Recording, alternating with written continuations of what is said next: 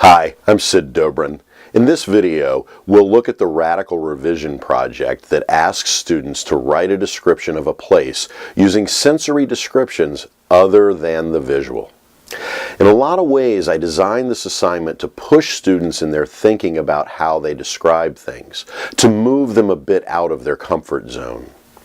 The assignment asks students to locate a photograph of a place of their choosing and then to write a description of the place without using visual descriptions.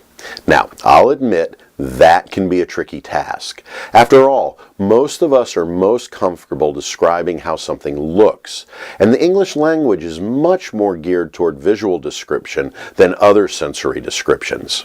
Likewise, the assignment doesn't require students to go to the place to experience the place and base the description on their experiences. Thus, part of the radicalness of the revision here isn't just from photograph to written word, but from visual perception to an assumed perception that informs the description. That is, students will need to make assumptions about the place based upon what they see in the photograph. Let me give you a quick example of what I mean. Let's assume that I select a picture of a beach. What I see in the picture will trigger other sensory experiences and descriptions, allowing me to describe the beach in terms of its sounds, its smells, or its tactile feel. The same could be said of a picture of a museum or a classroom, and so on. Of course, this means that students will likely select a photograph of someplace already familiar to them, and that's okay. The goal of the assignment isn't to force them to imagine perceptions of a place they've never been, but to encourage them to think about how they distinguish between visual descriptions and other sensory descriptions. Oh, and let me clarify. When I give the assignment, depending on how long of a document I want students to produce, sometimes I'll limit them to just one sense when they describe. Other times I'll let them use as many as they want, but I do emphasize that they can't write one paragraph about smell, one about sound, one about taste, and so on.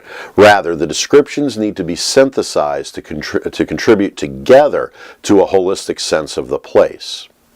This means, too, that when I assess the radical revision projects, I spend a lot of time focused on the knowledge of conventions, the critical thinking, and the situational knowledge segments of the assessment rubric for this chapter. And of course, I talk with students early on when I make this assignment about how and why I'll focus on these areas when I grade their assignments. My students always find this assignment challenging, but they embrace the challenge because it asks them to really think about expanding their ideas of how to describe something. I hope your students find it equally as challenging and rewarding. Thanks for using Writing Situations, and thanks for watching.